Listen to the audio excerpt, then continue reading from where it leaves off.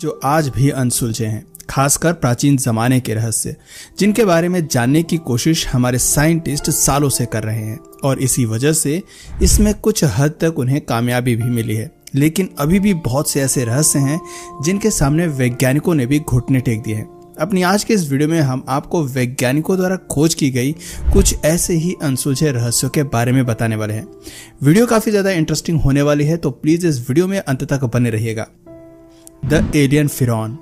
दोस्तों, अखेनातन इजिप्ट का इकलौता ऐसा फिरौन था, फिरौन यानी राजा, जिसने अपने यहाँ लोगों को धर्म बदलने के लिए टॉर्चर किया था, क्योंकि उसका मानना था कि इस धरती को चलाने वाला अगर कोई है तो वो है उसका गॉड एडम, और इसीलिए उसने पूरे इजिप्ट के लोगों को अपने पुराने भगवान को भुलाकर एडम की पूजा करने के लिए मजबूर किया। दोस्तों, अखेनातन ने 17 साल तक इजिप्ट पर राज किया था और इन 17 सालों में उसके डर से लोगों ने अपने पुराने भगवान अमून और मटका को भुलाकर एडम की पूजा की। वैसे अखेनातन को लोगों का धर्म बदलने के अलावा उसकी शक्ल सूरत और उसकी शारीरिक बनावट के लिए भी जाना जाता है। दरअसल अखेनातन का चेहरा सामान्य इंसान से काफी लंबा था। उसके शरीर की बनावट भी बिल्कुल अजीब थी। उसके पैर नीचे से बिल्कुल पतले थे और उसका पेट बाहर की तरफ निकला हुआ था। वो दिखने में इस दुनिया का नहीं बल्कि किसी दूसरे ग्रह से आया हुआ मालूम पड़ता था, बिल्कुल किसी एलियन की तरह। अखेनातन की सच्चाई का पता लगाने के लिए वैज्ञानिकों ने जब उसका डीएनए टेस्ट किया तो रिजल्ट जो सामने आया वो काफी चौंका देने वाला था। दरअसल वैज्ञानिकों को अखेनातन के सेरेब्रल कॉर्टेक्स में एक अजीब सी ग्रोथ देखने को मिली, जिसका मतलब था कि अखेनातन एक म्यूटेंट था जिसका दिमाग आम इंसान से काफी बड़ा था। उसके इस अजीबोगरीब शक्ल सूरत की वजह से आज दुनिया ऐसा मानती है कि अखेनातन इंसान और एलियन का हाइब्रिड था।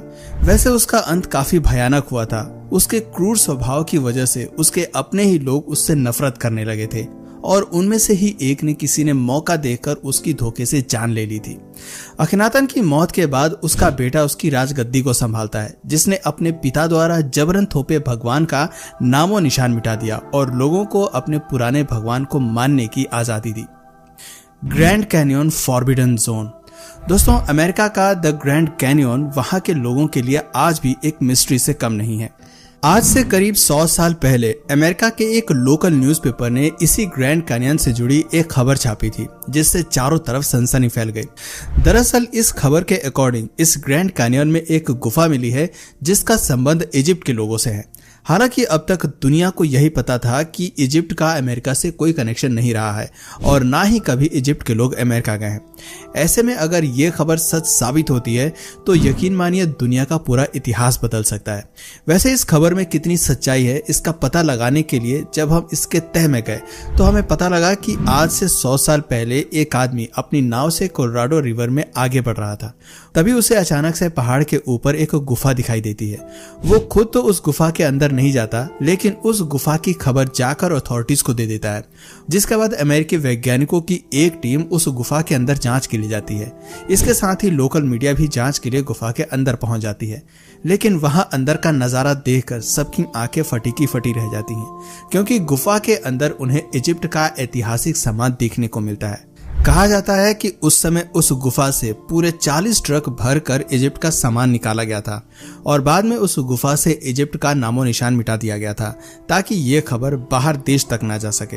दोस्तों, आज के समय में अगर अमेरिकी सरकार से इस गुफा के बारे में पूछा जाए तो वो साफ तौर पर इनकार कर देगी। उनके अकॉर्डिंग ऐसी कोई गुफा कभी अस्तित्व में थी ही नहीं। लेकिन अमेरिका में आज भी ऐसे बहुत से वैज्ञानिक हैं जो इस बात को सच मानते हैं कि ऐसी गुफा अस्तित्व में थी, यानी इजिप्ट का अमेरिका से हजारों साल पहले जरूर कोई कनेक्शन था।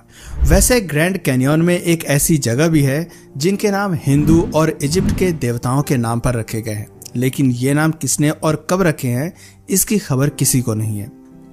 The code of Ur Nammu. दोस्तों, जब दुनिया के सबसे पुराने लॉ की बात होती है तो उसमें द कोड ऑफ उर-नामू का नाम आता है। इस कोड को सुमेरियंस लोगों ने क्ले से बने ईंटों पर लिखा था। इस वक्त आप अपनी स्क्रीन पर जिस कोड को देख रहे हैं ये करीब करीब 1800 साल पुराना है। इसकी खोज अर्ली 20th सेंचुरी में हुई है, जब रिसर्चर्स इराक के निपुर सिटी में खुदाई कर रहे थे। उस समय जमीन के अंदर से ये बरामद हुआ। ये 2 टुकड़ों में डिवाइडेड था। क्ले के इस पहले टुकड़े पर यह बताया गया था कि इस कोड को किसने बनाया है, जबकि दूसरे कोड पर 5 रूल्स लिखे गए थे। दोस्तों, साल 1952 में पहली बार इस कोड को डिकोड किया गया, जिसमें हमें पता चला कि इस क्ले पर लिखे गए सभी रूल्स हमारे आज के रूल्स से काफी मैच करते हैं। यानी हजारों साल पहले भी गलत काम करने पर सजा देने का प्रावधान था, बिल्कुल आज की तरह। क्ले पर लिखे गए रूल्स के अकॉर्डिंग उस समय चोरी और मर्डर करने वाले लोगों को मौत की सजा मिलती थी और छोटे मोटे गुनाह करने वाले लोगों को जेल में रखा जाता था। इसके अलावा हजारों साल पहले तंत्र मंत्र करने वाले लोग भी सजा के पात्र माने जाते थे।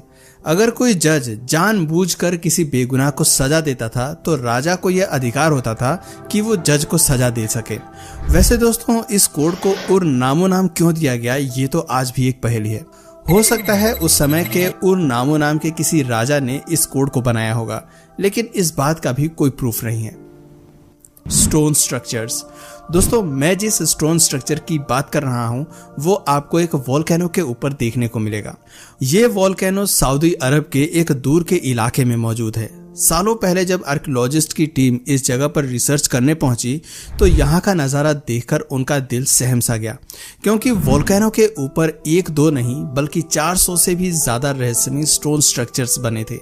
जब उन्होंने उन स्ट्रक्चर्स के स्टोन्स की जांच की तो पता चला कि ये स्टोन्स लगभग 9000 साल पुराने हैं।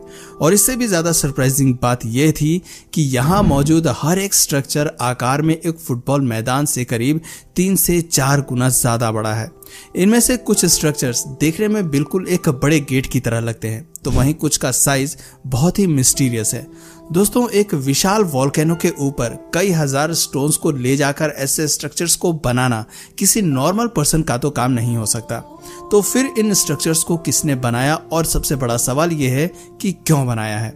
दोस्तों, मेरे या फिर साइंस के पास तो इसका जवाब नहीं है। वैसे अगर आपके पास इसका जवाब है तो आप हमें कमेंट में जरूर बताइए। Chamber of secret. साल 2010 का इंसिडेंट है जब हमारे देश के कोलकाता सिटी में खुदाई के दौरान रिसर्चर्स को एक बेहद ही मिस्टीरियस चैम्बर मिला। ये चैम्बर कोलकाता के नेशनल लाइब्रेरी में मिला था। ये लाइब्रेरी करीब 250 साल पहले यहाँ बनाई गई थी। नेशनल लाइब्रेरी के बनने से पहले इस जगह पर एक पैलेस हुआ करता था। खैर, जब नेशनल लाइब्रेरी के अंदर चैम्बर मिला तो इसे लेकर तरह तरह की बातें उठने लगी। कुछ लोग ये कहने लगे कि इस चैम्बर को अंग्रेजों ने इसलिए बनाया था ताकि वे इसमें भारतीयों को बंद करके उन्हें टॉर्चर कर सके, जबकि वहीं कुछ लोगों का ये भी मानना था कि इस चैम्बर में ब्रिटिश सरकार भारतीय गरीबों से लूटा हुआ धन इकट्ठा करती थी। हालांकि जब वैज्ञानिकों ने इस चैम्बर की जांच पड़ताल की तो इसकी जो सच्चाई सामने आई वो काफी निराशाजनक थी। दरअसल वैज्ञानिकों के अकॉर्डिंग इस चैम्बर को उस बिल्डिंग की नींव को स्ट्रॉन्ग करने के लिए बनाया गया था। लेकिन दोस्तों, नींव को मजबूत करने के लिए चैम्बर को बनाने वाली बात मेरी तरह यहाँ के लोकल्स को रास नहीं आती है। उनके अकॉर्डिंग पूरी की पूरी नेशनल लाइब्रेरी ही अपने अंदर रहस्यों को समेटे हुए है। यहाँ कई ऐसे कमरे हैं जिसे आज तक लोगों के लिए खोला नहीं गया है। उन कमरों से अक्सर अजीबोगरीब आवाजें आती हुई सुनाई देती हैं।